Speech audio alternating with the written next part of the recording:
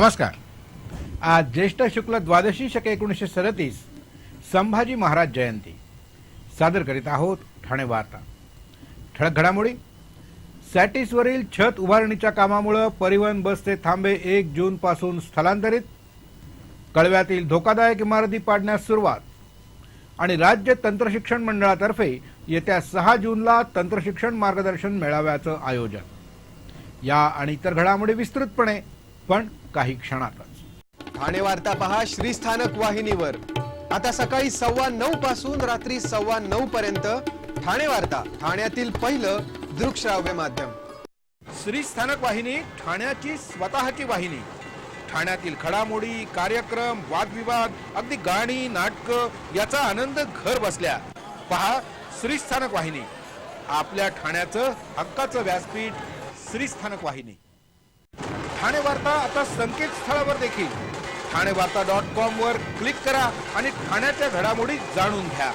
ठाण्यातील पहिलं ऑनलाईन माध्यम ठाणेवार्ता.com। नमस्कार मंडळी, दर रविवारी पाहायला विसरू नका। नमस्कार मंडळी, आपल्या प्रश्नांचं थेट उत्तर। ठाणे वार्ता पहा श्रीस्थानक वाहिनीवर। आता सकाळी 9:15 पासून रात्री 9:15 पर्यंत ठाणे वार्ता, ठाण्यातील पहिलं दृकश्राव्य माध्यम। ठाणे रेल्वे स्थानकासमोरील सॅटिसवर छताच्या उभारणीचं काम सुरू असल्यामुळे सॅटिसवरील परिवहन बसचे थांबे 1 जून पासून तात्पुरत्या स्वरूपात स्थलांतरित करण्यात आले आहेत। सध्या सॅटिसवरून सुटणाऱ्या लोकमान्य नगर, किसन नगर, श्रीनगर, गुरुकुल, वागळे इस्टेट, काजूवाडी, कोकणीपाडा या मार्गावर धावणाऱ्या गाड्या सॅटिस वाहतूक नियंत्रण चौकी जवळून सोडल्या जाणार आहेत। तर शास्त्रीनगर, शिवाईनगर, उपवन, भीमनगर, येऊर आणि लक्ष्मी पार्क या मार्गावर धावणाऱ्या बसेस ठाणे पूर्वेतून सोडल्या जाणार आहेत। माजिवडा, दादलानी पार्क, कोलशेत, मनोरमा नगर, ढोकाळी नाका, एव्हरेस्ट वर्ल्ड या मार्गावर चालणाऱ्या बसेसचा थांबा आता चेंदणी कोळीवाडा इथं स्थलांतरित करण्यात आला आहे।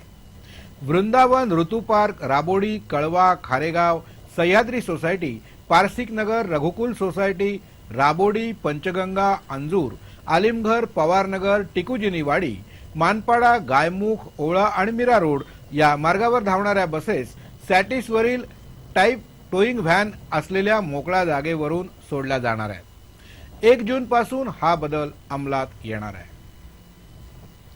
राज्यातील वाहन चालकांना उद्या मध्यरात्रीपासून पथकरापासून मुक्ती मिळणार आहे। राज्य शासनानं एकूण 53 पथकर स्थानकावर लहान लहान वाहनांची सूट दिली आहे। यामुळे वाहन चालकांची कटकटीच्या आणि त्रासदायक अशा पथकरातून मुक्तता झाली आहे। जिल्ह्यातील कशेळी, चिंचोटी, कवाड, कल्याणमधील काटई, गायमुख इथल्या पथकर स्थानकावर वाहन चालकांना पथकर भरावा लागणार नाही। पथकर स्थानकावर हलक्या वाहनांसाठी वेगळी मार्गिका ठेवण्याचे आदेश शासनानं दिले असून जो पथकर स्थानक बंद करण्यात आली आहेत तिथं अशा आशयाचे फलक लावण्याच्या सूचना देखील शासनानं दिल्या आहेत। घारापुरी आणि एलिफंटा इथं जाण्यासाठी नव्यानं सुरू करण्यात आलेल्या फेरी बोटीविषयी नवी मुंबईचे आमदार मंदा म्हात्रे यांनी केलेले आरोप हे राजकीय हेतून प्रेरित असून तथ्यहीन असल्याचा दावा हिंद जलप्रवासी वाहतूक सोसायटीनं केलाय। हिंद जलप्रवासी वाहतूक सोसायटी ही सहकारी तत्वावर भूमिपुत्रांनी उभी केलेली संस्था आहे। या फेरी बोटींची क्षमता अवघी 28 असल्याचा मंदा म्हात्रे यांचा दावा चुकीचा असून बोटीची क्षमता 45 प्रवासी नेण्याची आहे। यापैकी 25 प्रवासी वातानुकूलित दालनात तर उर्वरित प्रवासी हे विना वातानुकूलित दालनात बसू शकतात।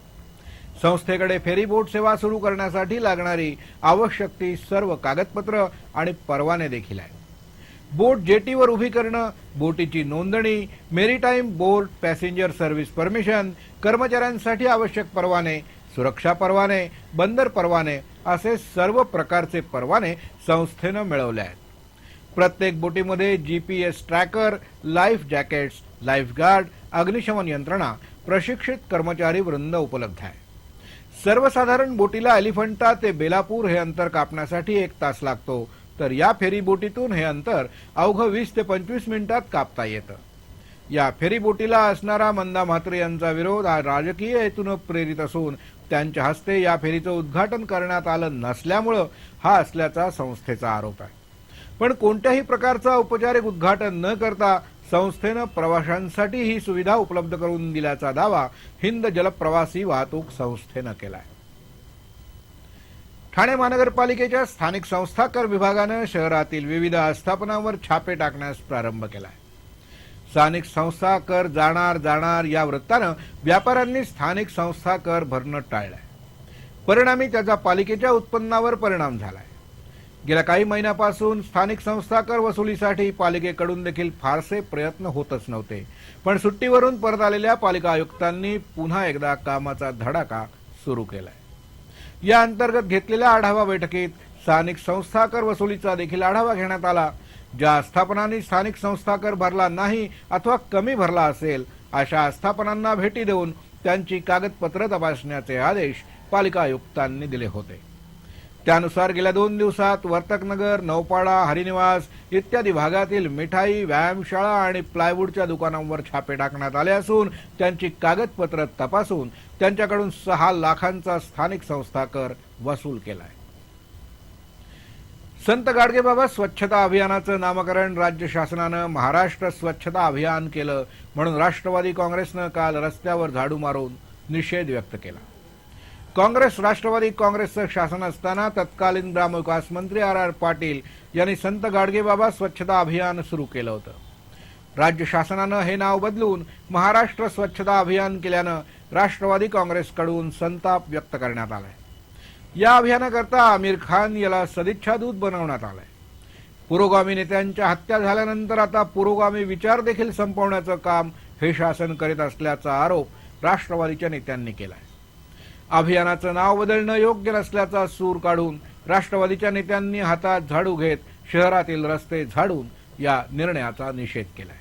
ठाणे वार्ता पहा श्रीस्थानक वाहिनीवर. आता सकाळी 9:15 पासून रात्री 9:15 पर्यंत ठाणे वार्ता, ठाण्यातील पहिलं दृकश्राव्य माध्यम. आपला परिसर स्वच्छ आणि सुंदर ठेवण्यासाठी ठाणे महापालिकेत सहकार्य करा. ओला सुका कचरा वेगवेगळा जमा करा आणि रोगराईपासून मुक्तता मिळवा. ठाणे वार्ता आता संकेतस्थळावर देखील ठाणेवार्ता.com वर क्लिक करा आणि ठाण्याच्या घडामोडी जाणून घ्या. ठाण्यातील पहिलं ऑनलाईन माध्यम ठाणेवार्ता.com. डॉक्टर आणि रुग्णांचं पिढ्यानपिढ्यांचं जिव्हाळ्याचं नातं म्हणजेच डॉक्टर बेडेकर हॉस्पिटल. आता अत्याधुनिक सोयी सुविधा आणि तंत्रज्ञान युक्त वंध्यत्व निवारण केंद्रात IVF आणि टेस्ट ट्यूब बेबीची ही सुविधा. Doctor Bedekar hospital, Maharshi Karvepath, Thane. 65 वर्षांची निरंतर सेवा. Jaipuri jewellery exhibition cum sale. 50% बचत. American diamond sets, mangalsutra, fancy bracelet, fancy earring top, radium आणि गोल्ड प्लेटेड बांगड्या आणि अन्य ज्वेलरी. फक्त जयपुरी ज्वेलरी एक्झिबिशन मध्ये अशोका बेसमेंट जवळ, गोखले रोड, नौपाडा, ठाणे पश्चिम. ठाणे वार्ता पहा श्रीस्थानक वाहिनीवर. आता सकाळी 9:15 पासून रात्री 9:15 पर्यंत ठाणे वार्ता, ठाण्यातील पहिलं दृकश्राव्य माध्यम. 10वी, 12वी आणि ITI उत्तीर्ण झालेल्या विद्यार्थ्यांना योग्य अभ्यासक्रम निवडणं सोपं जावं यासाठी महाराष्ट्र तंत्रशिक्षण मंडळातर्फे तंत्रशिक्षण मार्गदर्शन मेळाव्याचं आयोजन 6 जून रोजी करण्यात आलंय. विद्याप्रसारक मंडळ तंत्रनिकेतनाच्या आवारात हा मेळावा आयोजित करण्यात आला असून या मेळाव्यात तंत्रशिक्षण अभ्यासक्रमांची माहिती दिली जाणार आहे. अनेक तंत्रशिक्षण अभ्यासक्रमाच्या संधीमधून नेमका कोणता अभ्यासक्रम निवडावा, त्यासाठी उपलब्ध संस्था कोणत्या, त्यांच्या प्रवेशाचे निकष काय, त्यासाठी कोणती प्रमाणपत्र सादर करावी लागतात, शैक्षणिक कर्ज व्यवस्था कशी करावी, अशा विद्यार्थी आणि पालकांच्या मनातील प्रश्नांची उत्तरं या मेळाव्यात मिळणार आहेत. ठाणे जिल्हा विभागातील एकूण 19 तंत्रनिकेतनं आणि विद्यार्थ्यांना शैक्षणिक कर्ज देण्यासंबंधी माहिती देणाऱ्या 5 बँकांचे प्रतिनिधी या मेळाव्यात सहभागी होणार आहेत. दिवसभर चालणाऱ्या या तंत्रशिक्षण मार्गदर्शन मेळाव्यात तंत्रशिक्षण मंडळातर्फे डॉक्टर शशीधर प्राध्यापक, AP अंधारे, VD वैद्य, MN साठे, सुजाता गुप्ते आणि कीर्ती आगाशे हे मार्गदर्शन करणार आहेत. ठाणे पोलीस आयुक्तालय क्षेत्रातील वाढत्या चोऱ्यांना आवर घालण्यासाठी उपाययोजना करावी अशी मागणी धर्मराज्य पक्षानं पोलीस आयुक्तांकडे केली आहे. ठाणे पोलिसांच्या संकेतस्थळावर दिलेल्या आकडेवारीनुसार पोलीस कर्तव्यात कमी पडत असल्याचा आरोप धर्मराज्य पक्षानं केलाय. ठाण्यामध्ये मार्च अखेर दरोड्याच्या 401 गुन्ह्यांची नोंद झाली, त्यापैकी 102 गुन्ह्यांचा छडा लागलाय. घरफोडीचे 434 गुन्हे नोंदवण्यात आले, त्यापैकी 71 गुन्ह्यांचा छडा लागलाय. तर चोरीच्या 916 गुन्ह्यांची नोंद झाली, त्यापैकी अवघे 123 गुन्हे उघडकीस येऊ शकले. ही आकडेवारी पाहता ठाणे हे चोरी करणाऱ्यांचं माहेरघर आहे का, असा प्रश्न धर्मराज्य पक्षानं उपस्थित केलाय. ठाणे कल्याण मार्गावर एका महिला पत्रकारावर हल्ला झाला, त्याची दखल राज्यपालांनी घेतल्यावर हल्लेखोराला तात्काळ पकडण्यात आलं. म्हणजे प्रत्येक प्रकरणात राज्यपालांनी दखल घ्यावी अशी अपेक्षा, असा प्रश्न उपस्थित करत पोलिसांच्या घसरलेल्या कार्यक्षमतेबद्दल चिंता व्यक्त केली आहे. सोनसाखळी चोरीच्या वाढत्या घटनांमुळे दुचाकीस्वारांना अनेक संकटांना सामोरं जावं लागतंय. कुठेही तपासणी करून दंड वसूल केला जात आहे. दंडामध्ये विक्रमी वाढ हे वाहतूक विभागाचं अपयश असल्याचं धर्मराज्य पक्षाचं म्हणणं आहे. कळवा प्रभाग समितीनं अति धोकादायक असलेल्या चाळी आणि इमारतींवर कारवाई करायला सुरुवात केली आहे. पावसाळ्यात होणाऱ्या संभाव्य दुर्घटना टाळण्यापूर्वीच पालिकेनं अशा धोकादायक असणाऱ्या चाळी आणि इमारतींवर ही कारवाई सुरू केली आहे. ठाणे महानगरपालिका क्षेत्रात 2635 धोकादायक तर 58 अति धोकादायक इमारती आहेत. अति धोकादायक इमारतींवर कारवाई करण्याचे आदेश पालिका आयुक्तांनी दिले होते. त्यानुसार कळवा प्रभाग समिती अंतर्गत येणाऱ्या 3 इमारती जमीनदोस्त करण्यासाठी कारवाई करण्यात आली. या इमारतीमध्ये राहणाऱ्या कुटुंबियांना सुरक्षित स्थळी हलवण्यात आलं आहे. कडेकोट पोलीस बंदोबस्तात ही कारवाई करण्यात आली. कळव्यामध्ये एकूण 7 इमारती अति धोकादायक असून या सर्व इमारती जमीनदोस्त केल्या जाणार आहेत. या इमारतींमध्ये आपला जीव धोक्यात घालून राहणाऱ्यांना दोस्ती पार्क इथल्या भाड्याच्या घरात हलवण्यात येणार आहे. कळवा रेल्वे स्थानकाजवळील 2 मजल्यांची जिदानी इमारत, भुसाराळीतील तळ अधिक 1 मजल्याची म्हात्रे चाळ तसंच बंद चाळींवर पालिकेनं ही कारवाई सुरू केली आहे. श्री स्थानक वाहिनी ठाण्याची स्वतःची वाहिनी. ठाण्यातील घडामोडी, कार्यक्रम, वादविवाद, अगदी गाणी, नाटकं याचा आनंद घर बसल्या. पहा श्री स्थानक वाहिनी, आपल्या ठाण्याचं हक्काचं व्यासपीठ. श्री स्थानक वाहिनी.